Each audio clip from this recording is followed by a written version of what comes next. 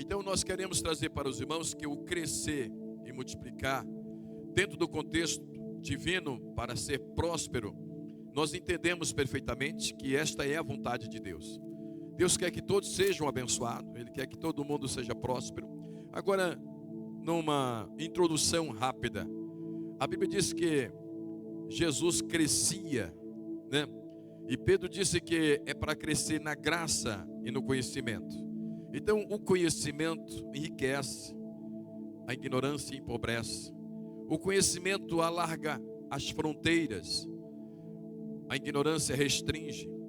O conhecimento faz ver novos horizontes e liberta da escravidão. Eu não sei se vocês têm conhecimento, mas desde os anos 300 da era cristã até o ano de 1500, a religião cristã, ou seja, o cristianismo transformou meramente em uma religião. E é claro que não aconteceu da noite para o dia, não foi logo no ano 300 que isso aconteceu, mas começou no ano 313 com Constantino no trono. Ele foi abrindo espaço para dar ênfase ao cristianismo e foi promovendo um liberalismo e introduzindo para dentro da igreja uma série de liturgias, dogmas, e aquilo foi fazendo com que a igreja saísse do seu prumo, saísse da sua posição. A igreja foi se misturando, e aqui está.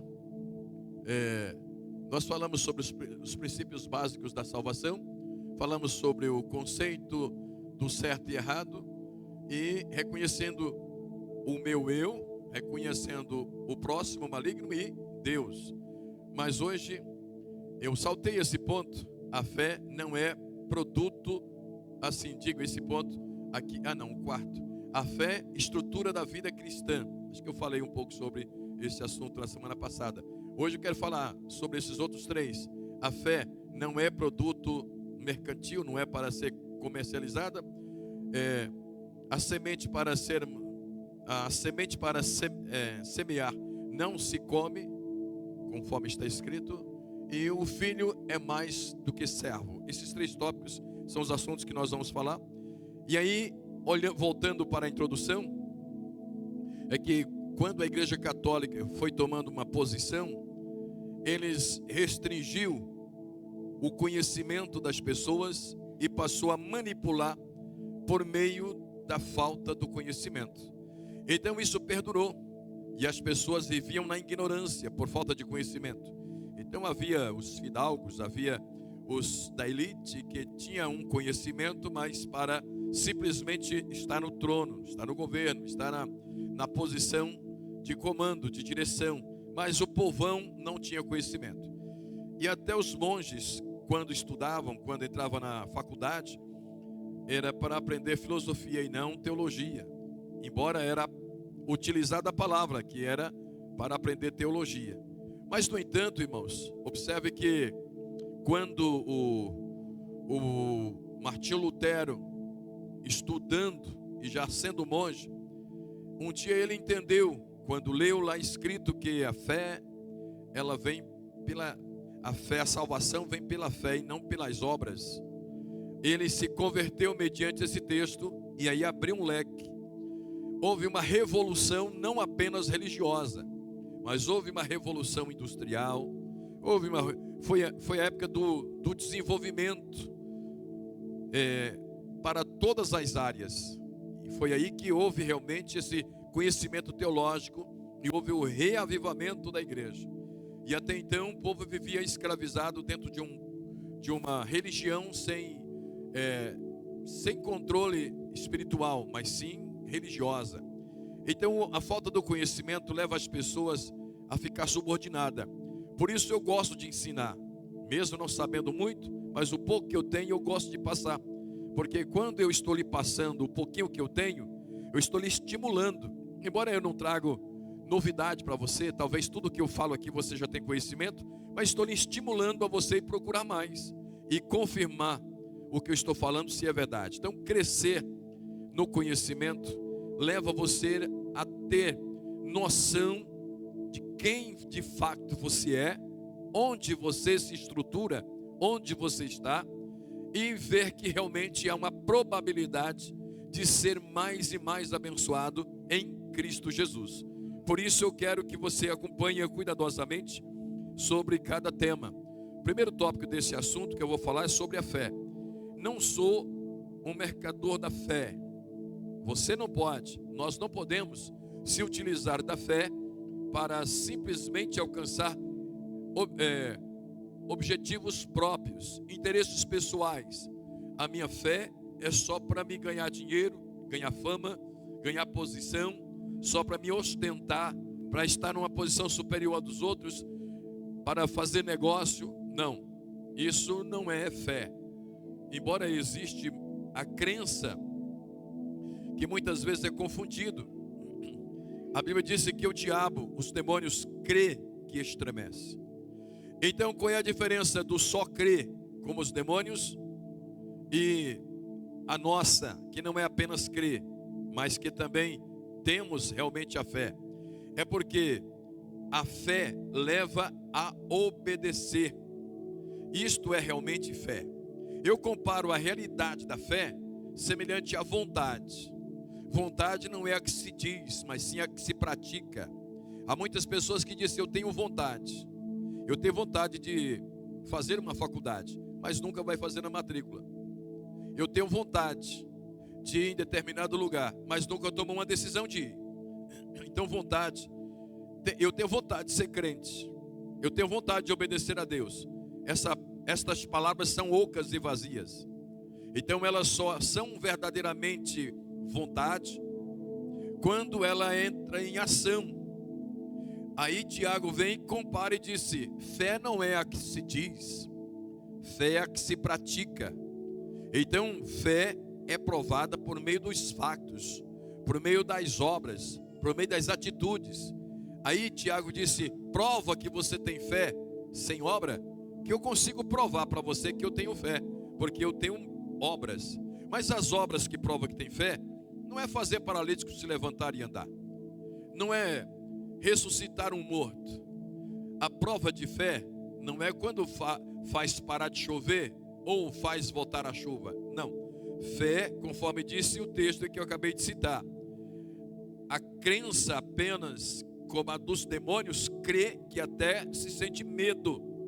Os demônios crê tanto com medo que um dia Jesus pisou em Gadara e logo os demônios gritaram: vieste nos atormentar antes do tempo, Jesus, Filho do Deus Altíssimo.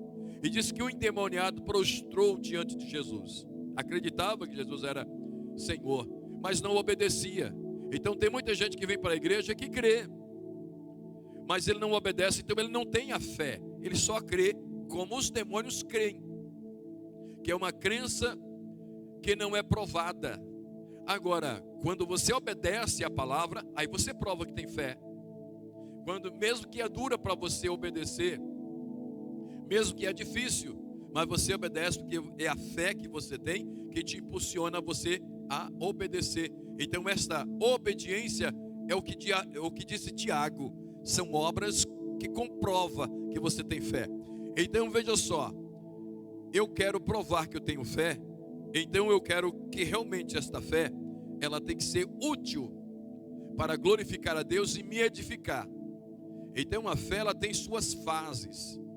Tem várias fases da fé, mas eu vou citar aqui apenas três tipos de fé. Existe a chamada fé comum, todas elas implicam obediência. Mas existe a primeira fase da fé, que é chamada de fé comum. Essa fé comum é a fé que te leva à salvação. Essa fé que faz abrir a sua mente espiritual e você entender que precisa de uma salvação. Aí você alcançou Deus, você alcançou a salvação. Mediante esta fé, você tem agora uma probabilidade de fazer ela se multiplicar. É transformar essa fé que você tem num grão de mostarda. Por que a fé é semelhante ao grão de mostarda? Porque a fé semelhante ao grão de mostarda é a fé prolífera, a fé reprodutiva, a fé que aumenta e que não perde validade. Ela tem o seu equilíbrio ela tem a sua estabilidade permanente. Um pequeno grão, que é um dos menores grãos das hortaliças, plantada, nasce e transforma-se numa árvore que pode atingir até 3 metros de altura, em um só grãozinho, que é mais ou menos do tamanho de um grão de areia.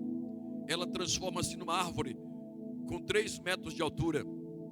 E esta árvore, esta mostardeira, um grão só, é capaz de fazer com que ela produza milhões e milhões de grãos. Isso significa que quem tem fé semelhante ao grão de mostarda, ela não trabalha dentro de um contexto retroativo, regressivo. É como disse Paulo, que a nossa fé e comunhão com Deus é como o romper da aurora, que vai rompendo, clareando até tornar-se dia perfeito. Isso significa que quando eu aceitei Jesus há 42 anos atrás, eu tinha uma unidade de fé. Se eu estivesse no mesmo patamar, no mesmo nível, eu não cresci nada. Por isso que Pedro chama para a realidade e diz: cresça na graça e no conhecimento. Que quando você cresce na graça e no conhecimento, automaticamente é esta fé que vai levando a esse crescimento. Então a fé de ontem, ela estava num nível. Hoje, ela tem que estar em outro maior. E amanhã tem que estar num outro mais acima do que o de hoje. Porque a fé tem que ser produtiva. Então essa fé comum, chamada de fé salvadora, quando ela é plantada, regada, adubada, quando ela é realmente trabalhada, então ela vai sendo acrescentada. E Jesus disse: não tem limite de crescimento. Jesus se utiliza de uma hipérbole para dizer: você pode transportar até os montes com a fé semelhante a grão de mostarda. Ela vai só crescendo, se multiplicando. E aí é onde você entra numa nova dimensão divina que sai do tempo chamado de Cromos e entra no tempo chamado Kairos. O tempo Cromos é o tempo do cronômetro. É um tempo que conta 1, 2, 3, segunda, terça, quarta, quinta, sexta, janeiro, fevereiro, março, abril, uma década, 2 décadas, um século. Esse é o tempo do Cromos. Mas tem o tempo Kairos, que sai fora desta dimensão e entra na dimensão divina. E Deus não está no tempo, embora Deus fez o tempo, mas Ele não está no tempo. Então, quando está no tempo de Deus, você entrou no mundo de Deus com esta fé. Aí veja o que Jesus fez na porta do túmulo de Lázaro. Lázaro estava morto há 4 dias, já em putrefação, estava com mau cheiro, todo podre. Mas Jesus disse assim: tira a pedra da porta do túmulo. Eles tiraram a pedra. Jesus olha para o céu e disse: Pai, graças te dou. Por que Jesus falou isso? Porque no mundo Kairos de Jesus, que ele entrou naquela hora, ele já estava vendo o resultado antes do resultado. Quem está nesse mundo de Deus vê o futuro antes do futuro, e vê o passado como se fosse o futuro, e vê o futuro como no presente. Ou seja, sai dessa dimensão e entra nessa dimensão e consegue realmente entrar no mundo de Deus. E aí é onde não conta mais tempo e nem vê mais o mal. Jesus já estava contemplando Lázaro andando e correndo. Por isso ele já agradeceu. Esta é realmente como é que eu posso dizer? O mundo que Deus nos leva por meio da fé. Você não olha para o obstáculo, mas como nós estamos presos em um corpo limitado, aí nós somos atraídos a viver neste corpo, e aí acaba nos restringindo a não colocar esta fé em prática. Mas se você, quanto mais você jejua, quanto mais você consagra, quanto mais você conhece, quanto mais você entra no mundo de Deus, mais desligado do mundo, da atmosfera, do natural você fica, e mais você entra no mundo de Deus para conseguir realmente dominar o mundo secular. Mas é o contrário que os homens fazem. Os homens querem ficar no mundo secular para governar o mundo espiritual. Não é assim que funciona. Então essa foi a segunda dimensão da fé. E vem a terceira dimensão da fé, que sai fora do nosso controle, da nossa oração, sai fora da nossa petição, e entra para uma manifestação direta do próprio Espírito Santo, que a Bíblia diz que ela é um dom de fé, que entra dentro do grupo dos 9 dons. O dom de fé não trabalha, não age porque eu quero. É o contrário, é o Espírito Santo que faz por meu intermédio. Para você entender como que isso funciona, vamos aqui trazer para a nossa memória o que aconteceu com Moisés e Elias. Moisés era como se fosse um dom de fé, porque era Deus mandando e ele obedecendo. Deus disse: o que tu tem na mão? Eu tenho uma vara, joga no chão. Ele jogou, transformou numa serpente. Ele queria fugir, Deus disse: não, pega na cauda da serpente. Ele pegou na cauda da serpente e transformou numa cobra, numa vara novamente. Ele disse: olha, vai lá e toca no mar. Ele tocou, o mar se abriu. Olha, tem aquela rocha, vai lá e toca na rocha. Ele tocava na rocha, saía água. Ou seja, o Moisés, ele só obedecia o que Deus o determinava. É sobre o dom de fé. Isto é uma demonstração o que é o dom de fé. Você só obedece aquilo que ele determina. Agora veja Elias. Elias disse: vai ficar 3 anos e 6 meses sem chover, enquanto eu não orar de novo. Deus não mandou.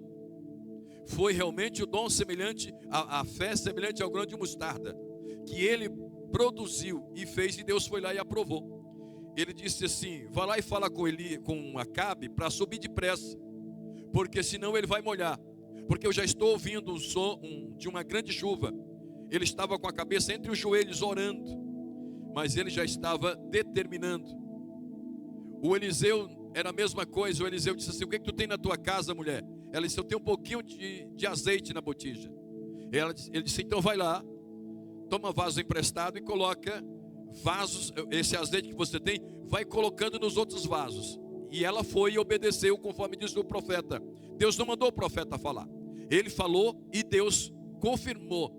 Então você começa a ver o Elias e o Eliseu, que trabalhava mediante um desenvolvimento de fé, mesmo que era no Antigo Testamento, e o Moisés, que só obedecia. Então você pode observar que o que Moisés fazia era simplesmente obedecer, semelhante a uma operação pelo dom de fé.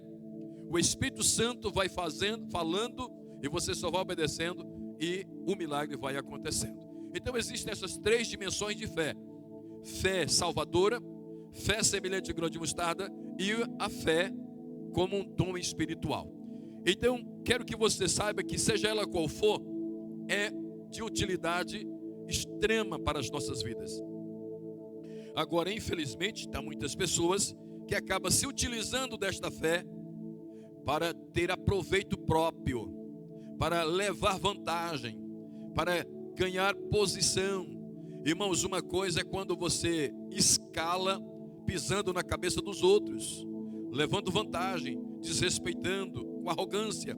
Outra coisa é estar dentro da condição que Deus disse a Abraão: se Abraão, eu vou lhe abençoar, eu vou fazer de você um homem famoso, eu vou colocar você lá em cima. Aí é diferente, aí é outra coisa. Não quero dizer que todos os famosos são do diabo, não. E posso dizer que há muitas pessoas que estão lá em cima que foi promovido pelo próprio Deus, mas este não se escalou pisando no pé de alguém, puxando o tapete de alguém, dando tombo em alguém, enganando alguém. Não, esse foi porque o próprio Deus fez como fez com Davi. Lá no campo, ninguém sabia onde ele estava e nem o conhecia, mas de lá de cima, Deus já havia escalado e disse: esse moço, ele é segundo o meu coração. E se tornou um homem famoso. Quem fez de Davi um homem famoso foi o próprio Deus. Então Deus pode fazer você ser famoso, ser rico, ser milionário, mas é Deus. Não é para utilizar a fé para se tornar.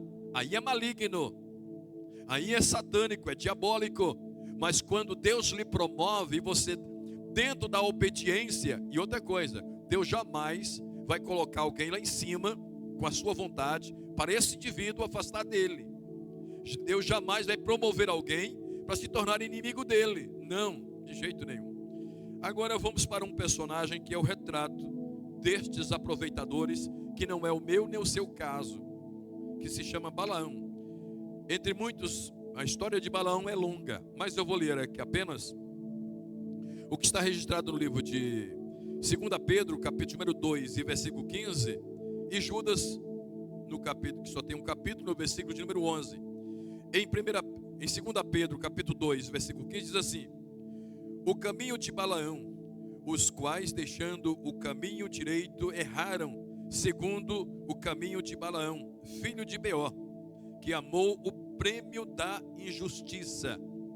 E no livro de Judas, no versículo de número 11, diz: o caminho de Caim e de Balaão, ai deles, porque entraram pelo caminho de Caim e foram levados pelo engano do prêmio de Balaão, e permaneceram na contradição de Corá.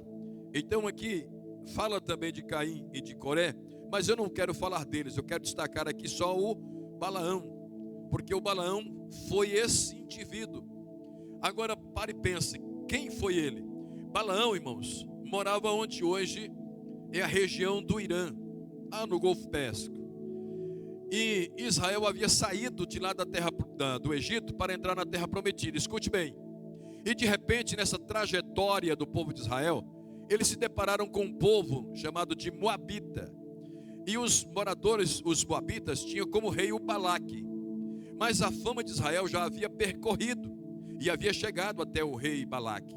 E o Balaque ficou com medo e disse: eu não tenho um exército suficiente para lutar contra. Eu não tenho um exército para lutar contra esse povo de Israel. Então tomou conhecimento que lá na Mesopotâmia, lá em Arã, havia um cidadão que falava com Deus. E Balaque disse: vai lá e fala com ele para vir, porque ele abençoa e amaldiçoa. E eu quero ele aqui para amaldiçoar o povo de Israel, porque se ele amaldiçoar o povo de Israel, Israel perde força e nós ganhamos a batalha e impede a caminhada deles. Mas quando o Balaão recebeu os mensageiros de Balaque, ele disse: eu não posso ir sem que antes eu confirmo com Deus. E ele falou com Deus. Ele falou com Deus e Deus disse: não, você não vai. Ele disse para os mensageiros de Balaque: fala com ele que eu não posso ir, porque Deus não me permitiu. Olha, irmãos, parece que o indivíduo era obediente. Parece que realmente ele falava com Deus e Deus falava com ele. Mas quando os mensageiros de Balaque chegou lá em Moabe, disse: olha, o moço não quis vir. Ele disse: toma aqui uma grande soma de dinheiro e leva para ele e fala que eu preciso dele aqui, por favor, que ele não deixa de vir. Levou para ele uma outra grande soma de dinheiro e o Balaão disse: fica aqui que eu vou falar com Deus. Deus disse: agora você vai, mas você não vai fazer o que quer. Então o Balaão foi. Quando chegou lá, ele disse para o Balaque, disse: eu te chamei aqui para amaldiçoar o povo de Deus. Mas ele disse: eu não posso amaldiçoar se Deus o abençoou. Então ele não conseguiu amaldiçoar o povo de Deus. Ele não conseguiu colocar impedimento. Só que tem uma coisa: Satanás é astuto e sabe quem é o ganancioso. Irmãos, o homem ganancioso por dinheiro, o avarento, a pessoa que dá a vida por dinheiro, ele vende a alma. Ele faz coisas absurdas. Irmãos, todos nós precisamos de dinheiro. Sem dinheiro não dá para você fazer nada. Eu só estou aqui hoje porque eu tinha dinheiro para colocar gasóleo e vir com o carro até aqui. Senão eu não podia chegar até aqui. Então dinheiro, você só está aqui até hoje porque tem dinheiro. Senão como é que você ia conseguir sobreviver? Não tem como comer, não tem como pagar água, não tem como pagar luz, não tem como pagar aluguel, não tem como comprar carro, comprar casa, não tem como fazer nada. O dinheiro é tudo. Porém, você que tem que ser o senhor do dinheiro e não ser escravo do dinheiro. Aí vai a Bíblia e diz assim: o amor ao dinheiro é a raiz de toda maldição. Porque a pessoa que ela é obcecada pelo dinheiro, ela é levada, ela é predominada. Aí não é bênção, é maldição. Mas o Balaão, ele foi, e quando não aguentando ver aquela soma de dinheiro, e chegando ao fim, escute bem, irmãos, o diabo dá nó em pingo d'água, principalmente com um avarento. Ele viu que não ia ter condições de levar o dinheiro para casa, porque ele não conseguiu amaldiçoar o povo de Deus.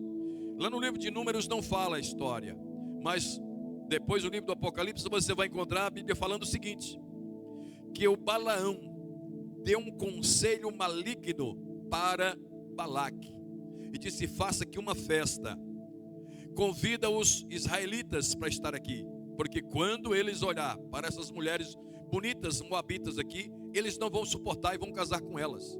E se tem uma coisa que esse Deus de Israel é ciumento. Ele não gosta que o povo dele misture com mais ninguém. Mas até hoje a Bíblia diz que Deus tem ciúme do seu povo. Deus não quer que você se misture com o mundo. Jesus foi tão taxativo que ele disse que quem constitui amigo do mundo, constitui-se inimigo de Deus. E aí ele disse, olha, você faz uma festa, Balaque, chama os israelitas que eles vão realmente misturar. E ao misturar, o Deus deles vão ficar irados. E aí pronto, você ganha a batalha. Não deu outra. O Balaão pegou o dinheiro, colocou no bolso, certamente, é claro, uma conjectura própria. Mas o que acontece é que o Balaão estava tão obcecado que ele se utilizou daquela fé para poder alcançar esse resultado. E o Balaque fez a festa, os israelitas vieram para a festa, começaram a ter relações e só cessou a praga. E Deus mandou castigo, começou a matar israelita. E a praga só cessou porque um sacerdote israelita matou um príncipe judeu com uma moabita dentro do templo, tendo relações. Ele passou a espada nos dois. E quando matou os dois, cessou a praga. Irmãos, mas o que eu quero dizer aqui é que foi o conselho de Balaão, que foi o prêmio. Ele amou mais o prêmio. E aí é onde ele se utilizou da fé para esta finalidade. Se utiliza da fé para alcançar resultado, mas não saia do prumo, não saia da lei, não saia dos mandamentos. Se utiliza da fé para ser abençoado, abençoando. Quando você vê uma pessoa que tem fé para ver os seus negócios cada dia mais crescendo, mas ele em desobediência, sendo injusto, não sendo obediente, pode ter certeza que essa fé que ele está tendo é uma fé que ele está negociando. Ele está sendo um mercantil com a fé. E foi exatamente por isso que Jesus chutou o pau da barraca, literalmente no templo. Porque os cambistas estavam lá trocando dinheiro no templo, estavam vendendo, se utilizando da casa de Deus para comércio. Resultado é que isso levou Jesus a perder a paciência por 2 vezes. Irmãos, observe, isso foi tão sério que em toda a história dos evangelhos, somente 2 vezes Jesus perdeu a paciência pela mesma causa. Porque ele viu o povo entrando por esse caminho de avareza. Por isso que na nossa igreja, nenhum pastor é para ficar rico. Enquanto eu estiver vivo, na missão transcultural, nenhum pastor fica rico pastoreando. Porque o que ele recebe do ministério é para a sobrevivência e não para ficar rico. Por isso, irmãos, eu quero que nós aprendamos perfeitamente que os bens de Deus têm que ser utilizados para a glória do nome do Senhor. Como disse a Bíblia, fazeis tudo para a glória de Deus. Se os seus bens não glorificam a Deus, se a sua fé não glorifica a Deus, não é bênção, é maldição. E o que eu estou ensinando os irmãos aqui é ser abençoado, é ser próspero e não ser simplesmente rico, porque há pessoas ricas que são amaldiçoadas, há pessoas pobres abençoadas e existem pessoas ricas abençoadas. Abraão era rico, abençoado. O José de Arimateia, ele era rico e abençoado. O Zaqueu era um rico amaldiçoado e se tornou abençoado. Pode hoje alguém ser rico abençoado? Não só pode, como Deus quer que você seja abençoado, tendo como realmente glorificar a Deus com os seus bens. Se os seus bens glorificar a Deus, você está dentro da Bíblia, conforme diz o salmista: bendiz, ó minha alma, ao Senhor, e tudo que há em mim, tudo que me pertence, o meu gado, a minha fazenda, os meus carros, os meus apartamentos, tudo que eu tenho, bendiz o nome do Senhor. Eu conheço pessoas que são ricas e que são abençoadas. Realmente são, pelo menos até onde a gente pode ver, você não tem como apontar para aquela pessoa, porque ela é rica, mas ela é abençoada. Irmãos, segundo tópico, não se come a semente que é para ser semeada, conforme está escrito no livro de 2 Coríntios, no capítulo número 9 e o versículo 10, diz assim: ora, aquele que dá a semente ao que semeia, agora vê que aí tem e, não é a mesma coisa. O que dá a semente para semear e também o pão para comer, também multiplicará a vossa sementeira e aumentará o fruto da vossa justiça. Veja, o fruto da vossa justiça. O Deus que te dá o carro para você rodar, que dá casa para você morar, que coloca mantimento na sua casa, que coloca a sua conta no banco gorda. Mas Ele também, no meio de tudo isso que Ele está lhe dando, Ele está colocando a semente. A semente, irmãos, preste atenção, é para semear. E no versículo de número 10, do mesmo capítulo, diz assim, aliás, versículo de número 11, para que em tudo enriqueçais para toda a beneficência, a qual faz que por nós se deem graças a Deus. Eu quero que você repita esses dois versículos, olhando, não precisa falar alto, mas vai confirmando aí. Versículo de número 9 e o versículo de número 10 e o versículo de número 11. Ora, aquele que dá semente ao que semeia e pão para comer, também o mesmo multiplicará ele, que multiplica a vossa sementeira, e aumentará o fruto da vossa justiça, para que em tudo enriqueçais para toda a beneficência, a qual faz que por nós, por você, por mim, se deem graças a Deus. Aleluia. Não sei se você percebeu aí, mas é exatamente para isso que Deus coloca você como mordomo. Se você for observar, Deus não te deu e nem me deu. Ele dá o que é para a gente desfrutar. Ele te coloca como mordomo, como administrador. Você entendeu? Por quê? Porque nós não vamos levar nada conosco.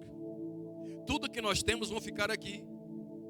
Então, a Bíblia disse assim, olha, Ele disse claramente, do Senhor é o céu, a terra e tudo que existe é do Senhor.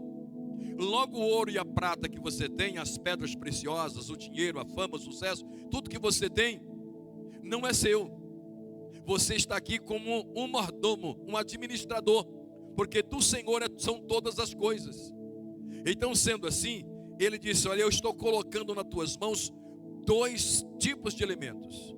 Um que é seu para você o desfrutar enquanto estiver aqui na terra, que é para ficar com você, e o outro é para você semear.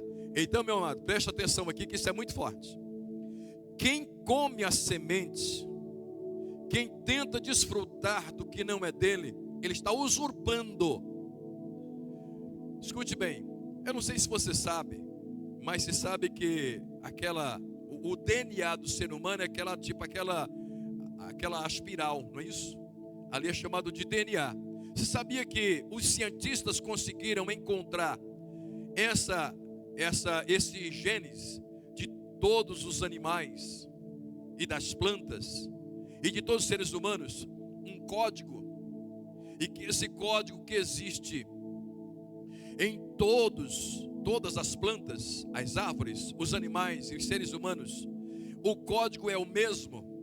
E você sabia que o alfabeto hebraico, ele corresponde também ao números, e que quando se converte aquelas letras que está nesta espiral, ou seja, no Gênesis, no DNA de todos esses animais, seres humanos e vegetais, quando eles traduziram para as letras, dá o nome de Yahvé.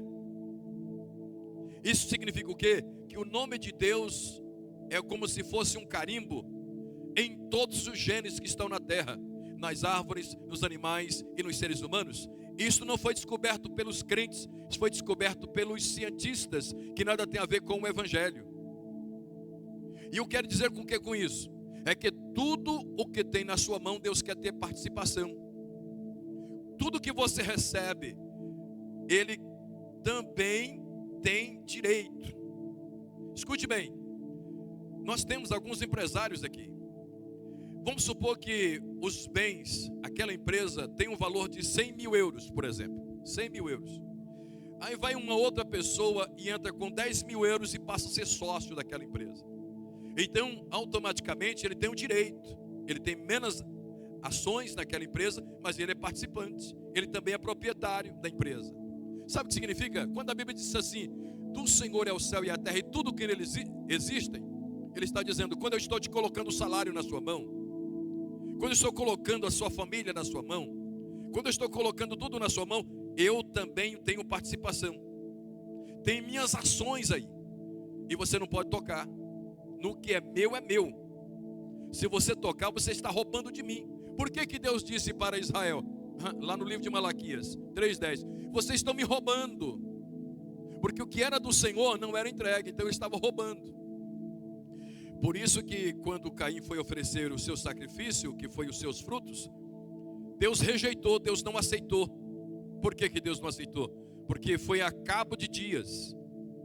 Por que que Deus aceitou a oferta de Abel? Porque a Bíblia diz que ele levou das primícias. Foi o primeiro. Por que que Deus tirou todos os bens de Jó? Escute bem. Tirou todos os bens de Jó e devolveu em dobro. Preste atenção, irmãos, isso é muito forte. Ele tirou o gado, tirou tudo que tinha, e também os 10 filhos de Jó. Quando chegou na hora de devolver, Deus devolveu todos os bens de Jó em dobro. Pela lógica humana, quantos filhos ele tinha que ter depois? Fala para mim, por favor. Hein? 20 filhos. Por que que Deus só deu 10? Por quê? Porque Jó não perderam os outros 10 filhos, mudou de país. Deus levou para ele, que era dele. A família de Jó era de Deus. Os bens não, era daqui da terra então, mas os filhos de Jó era de Deus. Então Deus, quando devolveu para Jó, foram só mais 10 filhos. Ele continuou com os 20, continuou com o dobro. Irmãos, o que eu quero dizer, o que Deus colocou no teu salário, na tua família, nos teus bens, Deus tem que ter participação. E quando nós não deixamos Deus participar daquilo que é nosso, nós estamos o quê? Comendo a semente que é para plantar. Nós estamos tomando aquilo que não é nosso. Aquele que dá a semente para plantar, dá também o pão. Pão é para consumir, pão é para comer, mas semente é para plantar. Aí, escute bem, quando nós estamos realmente entregando aquilo que é do Senhor, Ele tem participação. Quando nós não entregamos, nós não ficamos só. Irmãos, preste atenção. Nós vivemos em um mundo de 3 tipos de espíritos. Existe o Espírito Santo, que é o Espírito de Jesus, o Espírito de Deus, os anjos, o mundo espiritual. Existe o Espírito humano, existe somente seres humanos têm livre-arbítrio aqui na terra. E existe o Espírito maligno. Eu lhe pergunto, o ser humano fica neutro? Em determinadas áreas fica, mas em determinadas áreas não. O ser humano não fica neutro. E o que eu quero dizer com isso é que quando nós não permitimos que Deus seja realmente o nosso sócio daquilo que Ele colocou em nossas mãos, vem um ladrão e salteador e passa a ser o sócio. Por quê? Porque ele passa a ser sócio mediante a uma ilegalidade. Ele trabalha dentro da ilegalidade. Dentro da legalidade, Deus é o meu sócio. Dentro da ilegalidade, o diabo passa a ser sócio. Agora, já parou para pensar? Você vai lá e abre uma empresa junto com um ladrão. O que vai acontecer? Já sabe o que vai acontecer, né? Então, meus amados, não come a semente de semear. Então, a semente de semear aqui está dentro de 2 contextos. Existe a voluntária, que você dá quando quer, para quem quer, aonde quer. E existe aquilo que é os 10%. Aí, essa semana na escola dominical, alguém disse assim, chegou uma pessoa e escandalizou, porque um pastor disse o seguinte, pastor: a pessoa que não dá o dízimo vai para o inferno. Aí a pessoa que ouviu se escandalizou. E é claro, fazer uma colocação dessa sem uma explicação, mas eu quero dizer o seguinte: uma pessoa que não dá o dízimo, ela não vai para o inferno porque não dá o dízimo. Não, porque o dízimo não se dá para ser salvo. A Bíblia diz que a salvação não vem pelas obras, para que ninguém se glorie. A salvação é de graça. A salvação vem por meio da fé. Eu já sou salvo. Agora eu lhe pergunto, são 3 processos para a salvação. Preste atenção: justificação, regeneração e santificação. Eu vou falar de novo para você guardar na sua mente. O que é a salvação? Ser justificado. O que significa isso? Perdoados são os teus pecados. Regeneração é quando você se torna uma nova criatura. Automaticamente você está agora com o nome escrito no livro da vida. Automaticamente você tem anjo ao seu redor lhe guardando, porque a Bíblia diz que os anjos do Senhor acampam ao seu redor dos que temem o livra. Você passa a ter o Espírito Santo no seu interior, que a Bíblia diz que você passa a ser um templo e morada do Espírito Santo. Você recebe, irmãos, uma riqueza imensa. Agora vem o terceiro processo. A justificação é para limpar o terreno. A segunda é para você alcançar os benefícios para dentro do espaço que foi limpo. O terceiro é para preservar. A santificação é para preservar. Você não vai se santificar para ser salvo. Você vai se santificar porque você é salvo. Então, quando você vê um crente dentro da igreja que não obedece à palavra, é rebelde, ele não foi justificado, ele não foi regenerado, e é mais um dentro da igreja. Então, ele não é salvo. E por não ser salvo, irmãos, é claro que ele não vai querer obedecer, porque obedecer a palavra de Deus custa. Mas quem está na carne, a Bíblia diz que não suporta o fardo. Ele não consegue manter-se equilibrado, porque ele vai querer obedecer a palavra de Deus na carne, não aguenta. Mas a Bíblia diz que aqueles que têm o amor, aquele que foi justificado e regenerado, diz o texto por João, os seus mandamentos não são pesados. Então, por que eu vou ser dizimista? Por que eu vou ter que jejuar? Por que eu vou orar? Por que eu vou ler a Bíblia? Por que eu vou no culto para mim ser salvo? Não, é porque eu sou. É porque eu sou salvo. Se eu sou salvo, irmãos, automaticamente. Por que você come? Para você que está morto ressuscitar? Não. Você come para manter a sua vida. Você já tem a vida. Então por que eu vou ser dizimista, ser ofertante, estar na igreja para mim ser salvo? Não, não é para você ser salvo. Salvo você já é. Isto é porque você é salvo, automaticamente você tem que obedecer a palavra. E esta obediência à palavra implica regras, implica algumas coisas. E então, se eu não cumprir, volta lá no dia do apelo, eu aceito Jesus como meu único e suficiente Salvador, e aceita Jesus de novo, e volta realmente a começar do zero. Porque não é simplesmente ser frequente, é realmente cumprir o que está escrito na palavra de Deus. Mas é claro, irmãos, que conhecer a palavra de Deus é o que faz a gente manter-se a nossa santidade. Então eu volto a lhe dizer, são 3 processos para a salvação. Justificação, limpou a casa. Perdoados são os teus pecados, purificou. Segundo, agora vem a mobília. Agora vem o Espírito Santo, vem anjo, vem o nome escrito no livro da vida, agora está em Cristo Jesus. Agora eu preciso de me preservar. Agora as obras que você vai fazer é que preserva. Se cometer pecado, esse Espírito Santo vai embora. Se desobedecer, esse Espírito Santo vai embora. Agora aqui tem um ponto muito interessante. Escute bem. Há pessoas que foi para a igreja e aprendeu como ser crente. Como estar na igreja, aprende os hinos, aprende tocar, aprende fazer as coisas, participar da ceia, não aprende. Aquilo se transforma em um hábito. Então isso tornou-se uma prática de vida total. Então ele deixa Jesus, mas não deixa as práticas. Então há muitas pessoas que não estão em Cristo e estão na igreja. Eu repito, há muitas pessoas, eu não estou falando de São Brás, eu não estou falando da missão transcultural, eu estou generalizando dentro do diâmetro evangélico de modo geral. Há muitas pessoas que frequentam a igreja, inclusive tem igrejas para todos os gostos. Tem igrejas que vale como é que é? De gênero? Igualdade de gênero, né? Ideologia de gênero. Outros que aceitam o universalismo, que até os universalistas dizem que no final até o diabo será salvo. Então tem para todos os gostos. Mas o que eu quero dizer é o seguinte, que existem pessoas que ela já teve o Espírito Santo, já aceitou Jesus de verdade, foi justificado, regenerado, mas não manteve a santificação. Aí no livro de Hebreus, capítulo número 6, diz: olha, é impossível aqueles que provaram o dom e depois brincou, cauterizou a mente. Aí ele vai ficando, ele não consegue mais se arrepender, ele não consegue mais alcançar o direito, e aí fica sendo mais um. Mas na verdade, irmãos, na igreja, a santificação que você traz consigo é que preserva a salvação que você ganhou.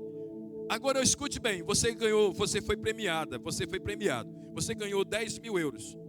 Aí você anda com esse dinheiro em qualquer lugar, no bolso, tira em qualquer lugar e deixa aquele montão de dinheiro ali. O que vai acontecer? É claro que o ladrão vai vir roubar. Então o que significa santificação?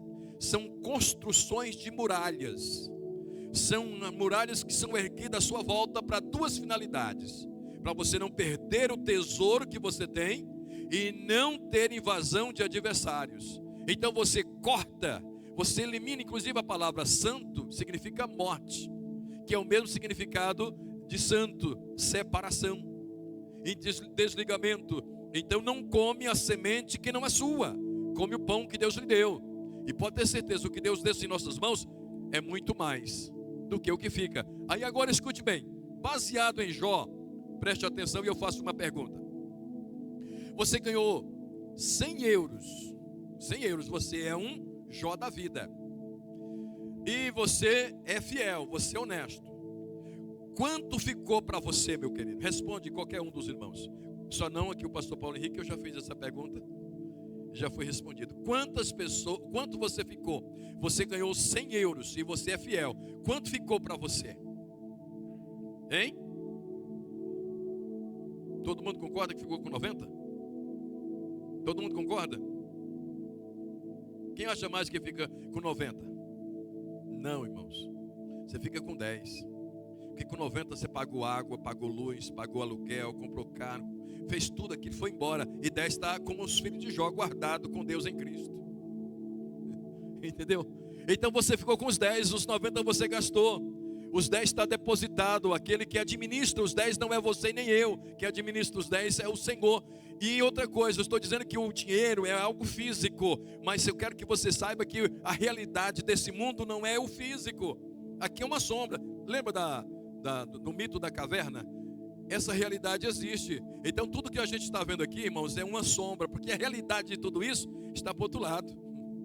É Deus que administra tudo. Então você vê uma pessoa, você vê bens materiais, mas a organização de tudo isso está por detrás. Não dá para ir mais avante, eu vou nesse mesmo tópico, para correr um pouco. Filho é mais do que servo. Eu quero que você acompanhe a leitura que está no livro de Gálatas, no capítulo 4, versículos 6 e 7, que diz assim: e porque sois filhos, Deus enviou aos nossos corações o Espírito de seu Filho, Jesus, que clamamos, Abba Pai, papai ou paizinho.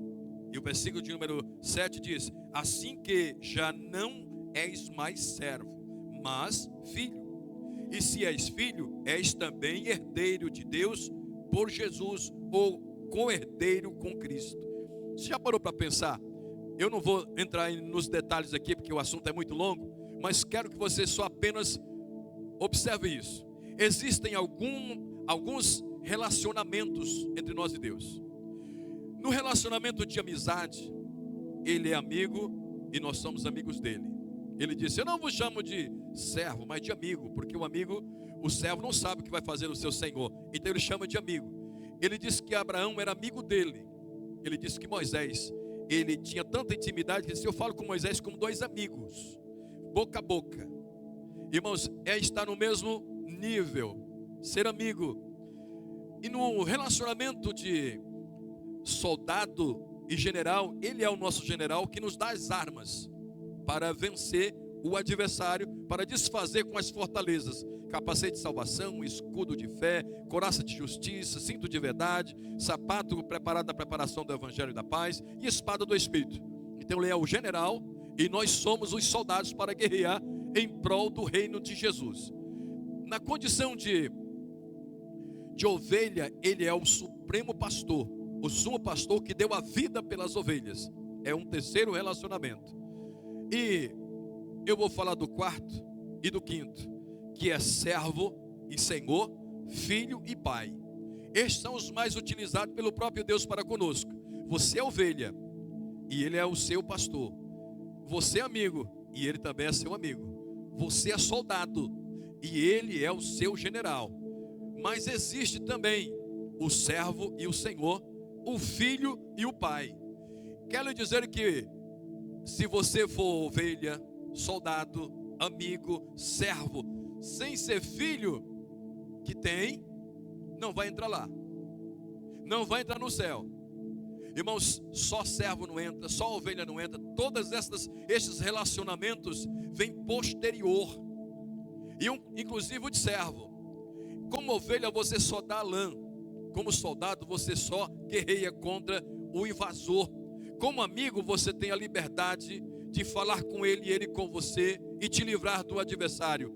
Como servo você só executa. Como servo você só trabalha. Como servo você só opera. E não vai ter herança. Como servo você não vai ter herança. Você não será príncipe. Servo não é príncipe. Como servo você será galardoado. Você vai receber prêmio. Quando a igreja for arrebatada lá no céu, logo depois das nuvens, Ele vai nos galardoar. Vai nos dar coroa, vestes. Agora, como filho, aliás, coroa não é para o servo. Aí agora, como filho, você é herdeiro, você não tem galardão. Você é herdeiro. Conforme disse aqui, vocês não são servos, vocês são filhos. E como filho, você é herdeiro de Deus. E aí onde está, irmãos? Preste atenção nisso. Como filho, você não opera, você só adora. Quem tem o espírito de filho, ele adora. O que eu quero lhe dizer é o seguinte: no Antigo Testamento todo mundo era servo, não havia filho.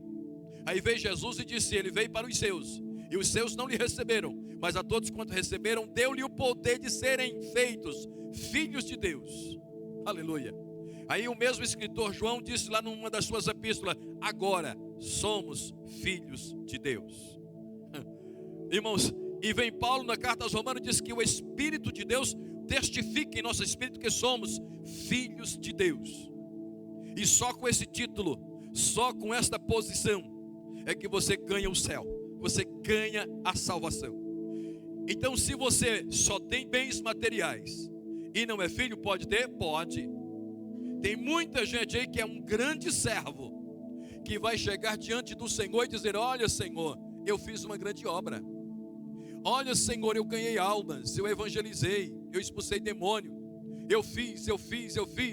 Jesus vai dizer assim: eu nunca vos conheço como filho, te conheço como servo. Então a Bíblia diz claramente que quem deixa de ser filho para ser só servo, ele recebe aqui o seu galardão.